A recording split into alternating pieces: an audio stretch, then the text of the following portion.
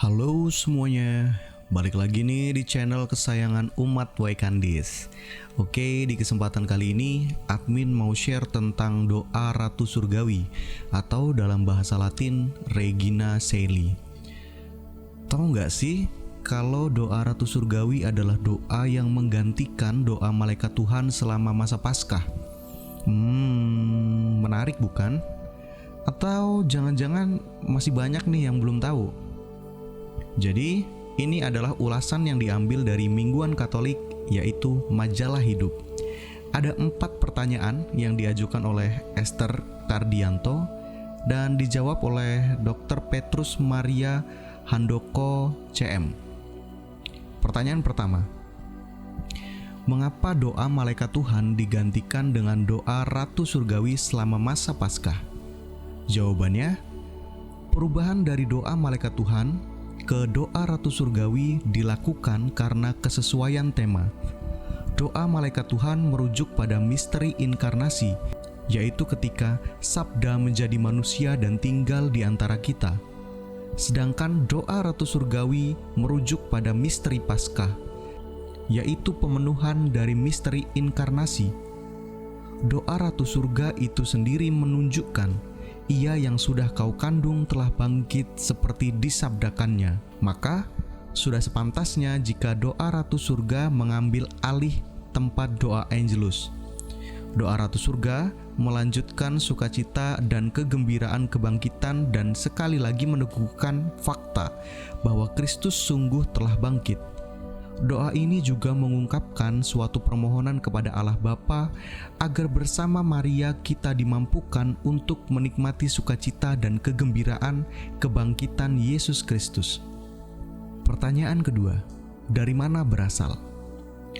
Perubahan ini terjadi pada tahun 1742, yaitu ketika Paus Benediktus ke-14 menetapkan bahwa selama masa Paskah, mulai dari hari raya Paskah sampai dengan hari raya Pentakosta, doa Ratu Surga harus didaraskan sebagai ganti doa Angelus.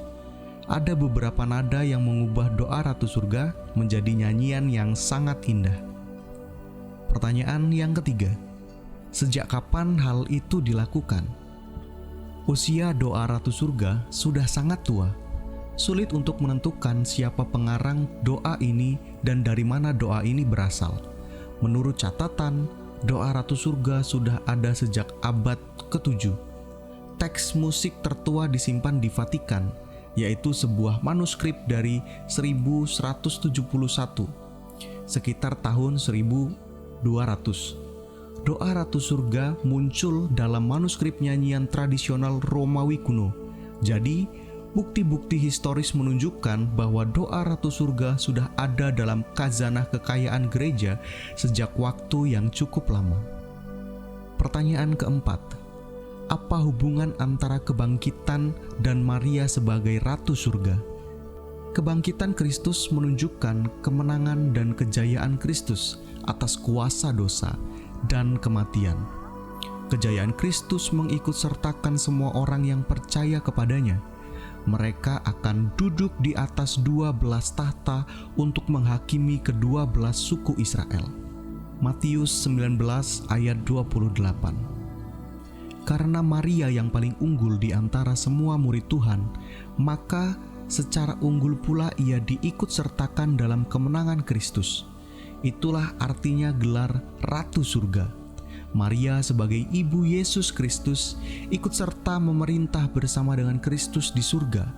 Gelar ini menyatakan kedekatan Maria dengan Kristus yang luar biasa baik di dunia ini maupun juga di surga. Maria unggul di antara para kudus. Gelar sebagai Ratu Surga tidak hendak menyatakan Maria sebagai saingan Allah dengan kekuasaan surgawinya. Maria dinyatakan sebagai ratu justru karena kerendahan hatinya yang menyerahkan seluruh hidupnya untuk melakukan kehendak Allah. Allah sungguh merajai seluruh diri Maria. Seperti dikatakan di atas, doa Ratu Surga sudah ditetapkan berlaku untuk seluruh gereja pada 1742. jauh sebelum pernyataan dogmatis tentang Maria diangkat ke surga pada 1950 oleh Paus Pius ke-7. Memang penggaungan akan Maria sebagai Ratu Surga sudah ada sejak lama dalam gereja. Dogma Maria diangkat ke surga sebenarnya hanya mengeksplisitkan kepercayaan gereja yang sudah lama diungkapkan dalam praktik iman. Pernyataan dogmatis gereja itu tidak mengubah kenyataan, tetapi hanya mengungkapkan secara resmi ajaran tentang Maria sebagai bagian dari iman yang diwahyukan. Karena itu harus dipercaya. Jadi, fakta pengangkatan Maria ke surga sudah terjadi lama sebelum pernyataan dogmatisnya pada 1950. Doa Ratu Surga mengingatkan kita akan apa yang terjadi pada bunda kita. Itulah harapan nyata yang juga akan terjadi pada kita yang percaya kepada putranya. Ini adalah doa Ratu Surgawi. Puji syukur nomor 16. Ratu Surgawi bersukacitalah, haleluya, sebab ia yang sudi kau kandung, haleluya, telah bangkit seperti disabdakannya, haleluya. Doakanlah kami pada Allah, haleluya. Bersukacitalah dan bergembiralah, perawan Maria, haleluya. Sabda Tuhan sungguh telah bangkit, haleluya. Marilah berdoa.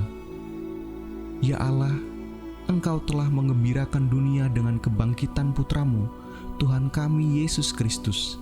Kami mohon, perkenalkanlah kami bersukacita dalam kehidupan kekal bersama bundanya, perawan Maria. Demi Kristus pengantara kami. Amin. Doa ini diucapkan pada pukul 6 pagi dan 12 siang, lalu pada petang pukul 18. Doa malaikat Tuhan didoakan di luar masa Paskah, dan doa Ratu Surgawi didoakan dalam masa Paskah. Bagaimana Bapak Ibu dan teman-teman serta adik-adik sudah makin mengertikan tentang doa Ratu Surgawi?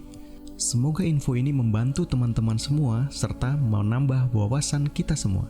Terima kasih sudah menonton video ini, dan admin mengucapkan selamat beraktivitas, berkah dalam.